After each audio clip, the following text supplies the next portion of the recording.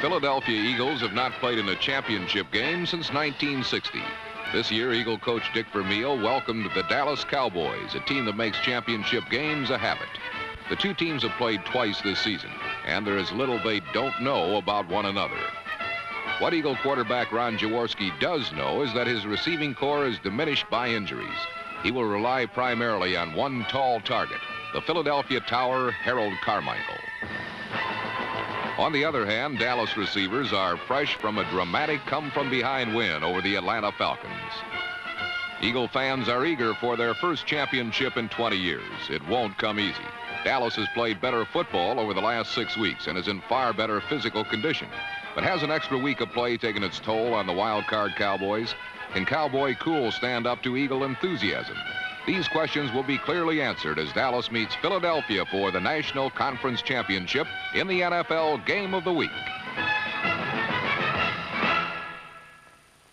The Cowboys' first offensive series was indicative of what they could expect throughout the afternoon. Dallas's primary offensive threat, Tony Dorsett, number 33, felt the Philadelphia heat early on.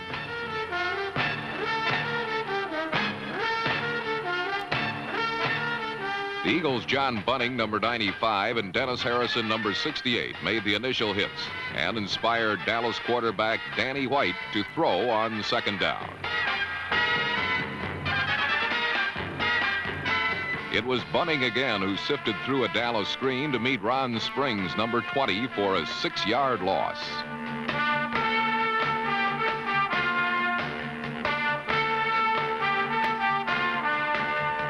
After 2 attempts to move the ball laterally, Danny White went to the shotgun.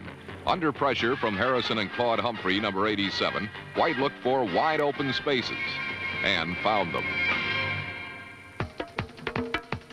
The Eagle offense was as explosive as Dallas's was sluggish. It took the Eagles just 14 seconds to score.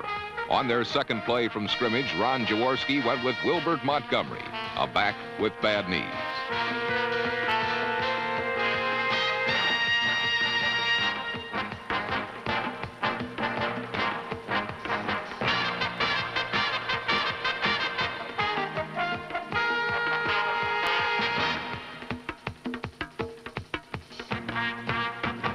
"42 yards later, the Eagles had their first score of the game.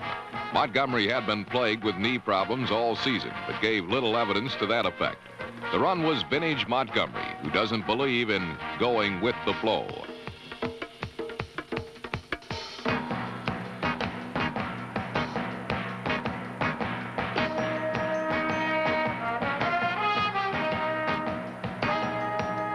The Cowboys couldn't shake the effects of Montgomery's run, and the next 15 minutes belonged to the Eagles. Jaworski played the short passing game, first connecting with Harold Carmichael, number 17, then with a first-year man and first-time starter, Rodney Parker, number 83.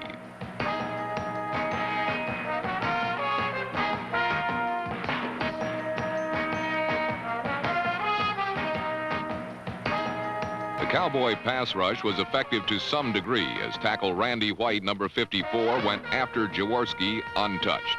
But Jaworski beat the rush with a short out to Wilbert Montgomery for 14 yards.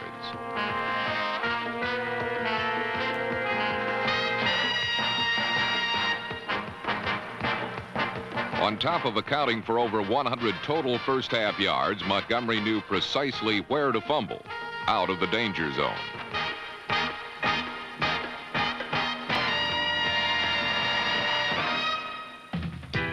Though Jaworski completed just 7 of 17 passes in the first half, he located 5 different receivers, including reserve running back Billy Campfield, number 37, who showcased Philadelphia's backfield depth.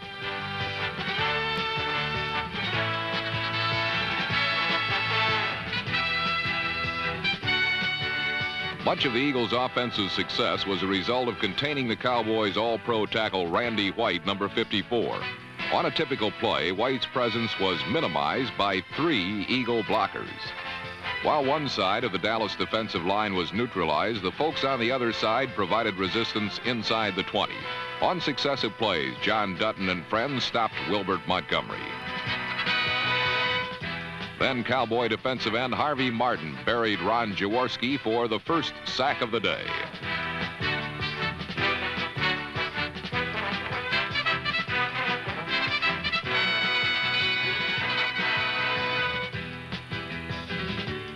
The Eagles were forced to attempt their second field goal of the half. The first was blocked, and the second began with a bad snap.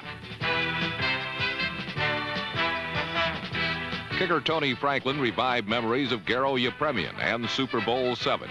Fortunately for Franklin, a startled Harvey Martin could not hold on to the ball. It has been an off year for Franklin, whose shoe is always on the other foot. The Cowboys had gotten a break, and it was time to shake things up. Tom Landry usually has a trick play on hand for playoff games. But a double reverse to Butch Johnson was only a mild surprise and gained but 5 yards.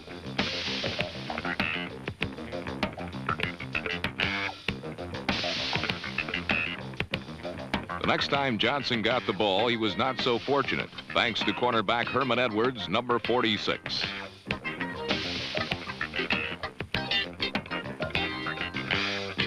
Midway through the second period, Dallas generated their only scoring drive of the day, sparked by Tony Dorsett, number 33.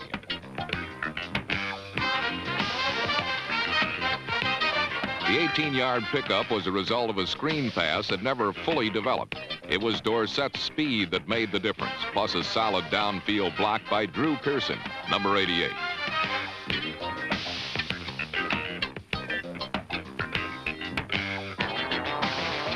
Pearson then went from blocker to receiver, recording a 12-yard gain to the Eagle 20.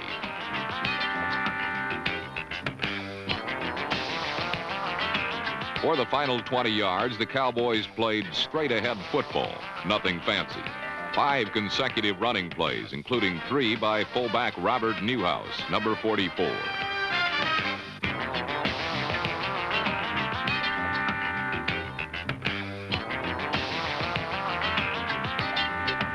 Tony Dorsett was given the scoring assignment and responded with a 3-yard touchdown.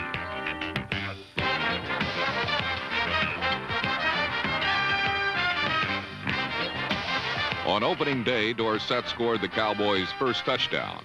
On this afternoon in January, he scored their last. We'll return with more. Philadelphia returned to ball control with more short passes.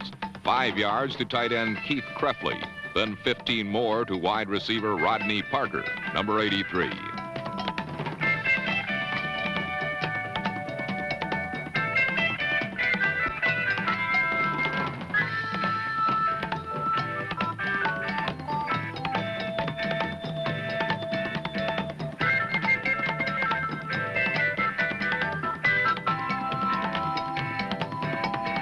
In their 20-year history, the Dallas Cowboys have never allowed any running back over 100 yards rushing in a playoff game.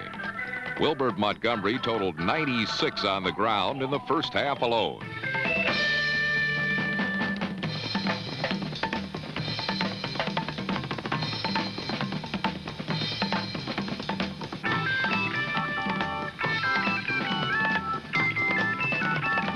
Montgomery's 18 yards set up what appeared to be the go-ahead touchdown.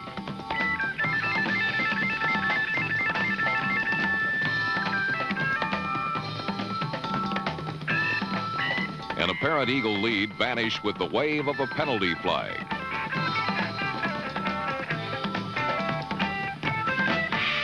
Woody Peoples, number 69, got a hand inside the mask of John Dutton. The personal foul negated the score. Harold Carmichael displayed moves seldom seen in a 6'8" wide receiver, perhaps because there are no other 6'8" wide receivers in the NFL.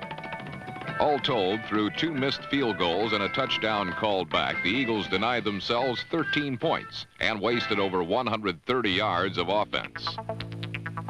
The Cowboys lacked the punch and the timing to take advantage. The Danny White-Robert Newhouse tandem was a step out of sync.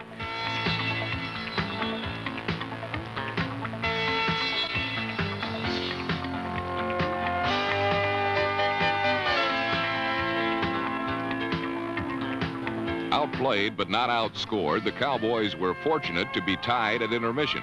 Dallas was flat, and they would need an inspired second-half effort to avoid defeat. For Tom Landry, defeat is a most bitter pill to swallow.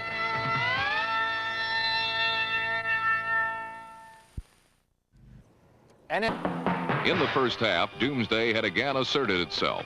After Wilbert Montgomery's touchdown on the Eagles' second play from scrimmage, the Dallas defense shut out Philadelphia's attack. The frigid weather conditions had shaped the pattern of the game. The ability to run the football would in large part determine the NFC champion.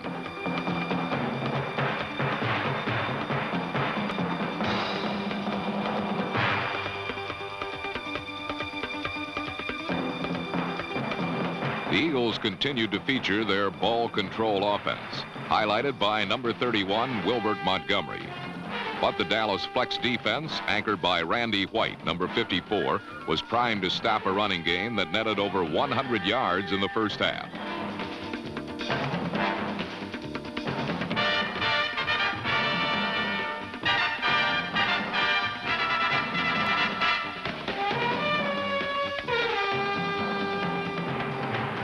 Even Philadelphia's passing attack was designed to control the ball, short passes to their backs. But Anthony Dickerson, number 51, disrupted the Eagles' strategy with this interception of a poorly thrown Jaworski toss.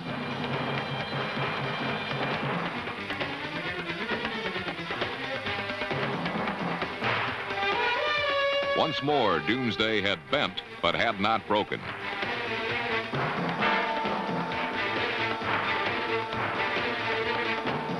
The interception was only the beginning of a third quarter that was to be filled with turnovers. Unfortunately for the Cowboys, when the mistakes were tallied, Dallas had made more.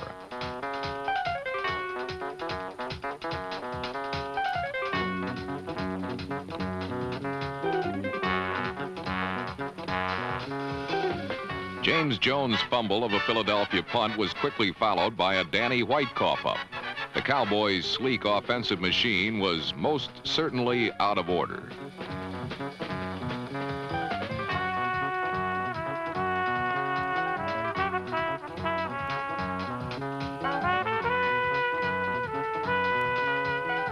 Another look at the miscue shows that defensive right end Carl Hairston, number 78, took an outside rushing route, using his quickness to overcome number 67 Pat Donovan to get to the quarterback.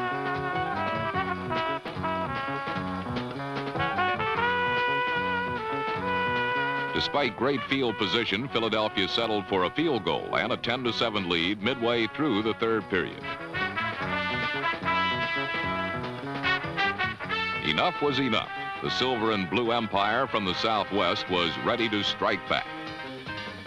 With 10 touchdown passes in his last 3 games, Danny White went to the air to get the Cowboys' offense untracked.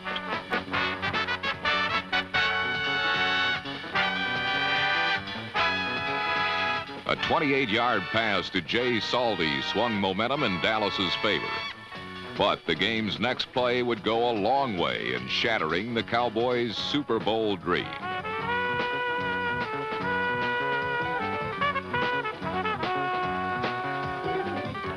Tony Dorsett's fumble was recovered by the Eagles.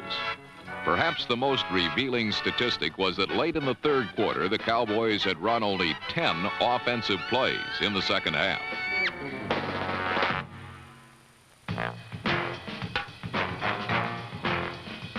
An NFC Championship game is a place for old friendships to be renewed. No bitterness and dislike between these two teams. Good feelings abound everywhere, like this getting reacquainted party thrown by the Cowboys' Charlie Waters. His guest, none other than Philadelphia's Harold Carmichael.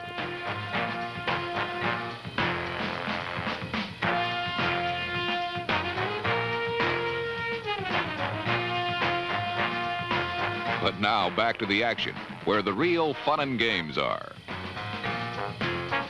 The Eagles' principal offensive weapon was their ground game, and that meant Wilbert Montgomery. Montgomery's slashing style has defined Philadelphia's attack for the last 3 years. Against the Cowboys, he carried more than the football. Montgomery carried Philadelphia's Super Bowl hopes. But it was his running mate, Leroy Harris, number 20, who turned the dream into a reality. While Montgomery is the thoroughbred, Harris is the plow horse.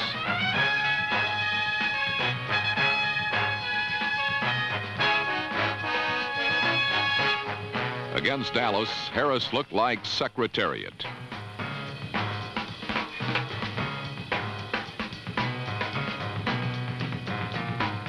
Harris's 9-yard touchdown run gave Philadelphia a 17-7 lead entering the fourth period. Would the Eagles, a team built on character and determination, succumb to another Dallas fourth quarter comeback?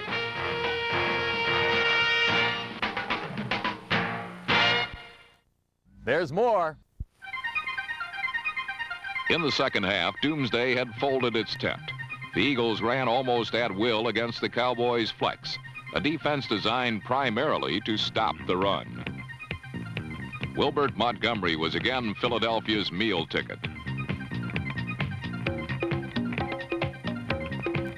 Montgomery rushed for 194 yards against Dallas, 55 on this fourth quarter zigzag through the Cowboys' secondary. A second look points to Montgomery's strength, his knack for cutting back against the grain, forcing the pursuit to run past him as he charts his downfield course.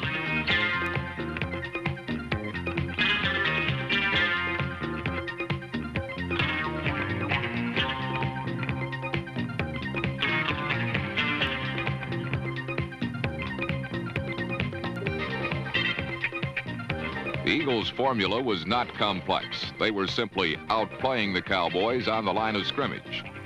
An interception on the next play by Dallas's Aaron Mitchell, number 34, could not dispute the fact that Philadelphia was dominating the game, both offensively and defensively. The Eagles were taking it to the Cowboys. Philadelphia fans knew it and loved it.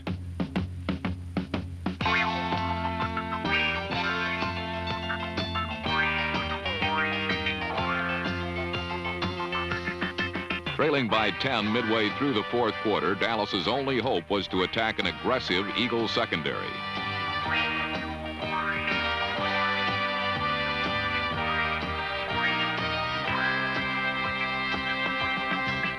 But there would be no Cowboy comeback in this game. White threw for only 127 yards. The Cowboys' offense never got going.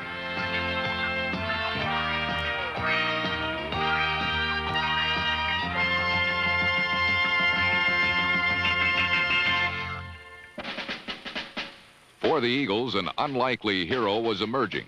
Leroy Harris, number 20, had quietly sparked Philadelphia in the second half. Just another faceless ditch digger in most games, Harris grabbed a share of the spotlight with some old-fashioned, hard-nosed power running.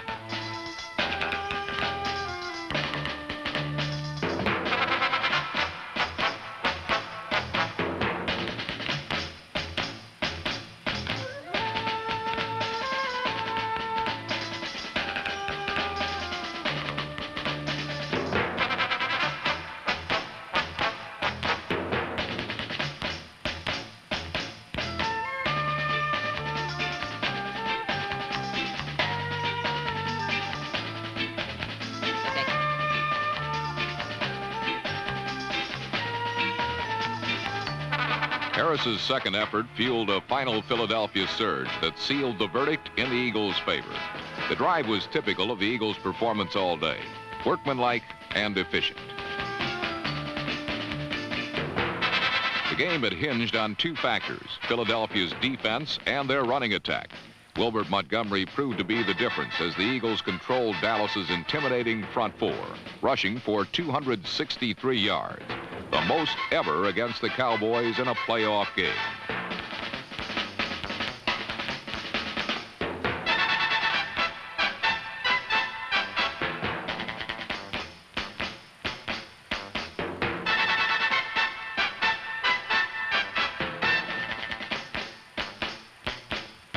When Tony Franklin split the uprights at the game's 2-minute mark, the Eagles were on their way to Super Bowl 15.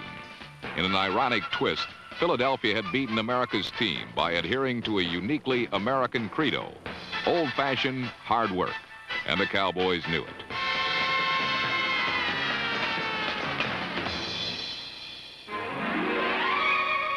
For the second time in 3 months, a team and a city experienced a championship.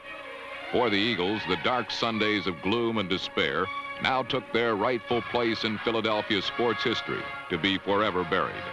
For a decade and a half, the Eagles were the Bermuda Triangle of pro football, a team where hopes and careers vanished without a trace. The 1980 Philadelphia Eagles emerged from the troubled waters of their past and stood on the threshold of a new beginning. The Eagles were the champions of the National Football Conference.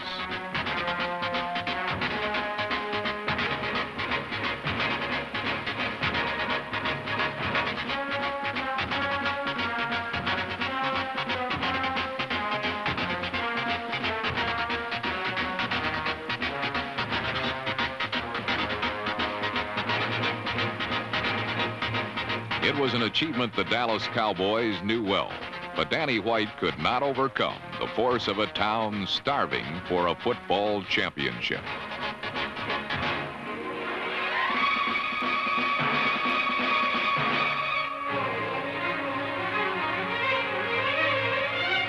The Philadelphia Eagles, the NFC's representative in the Super Bowl.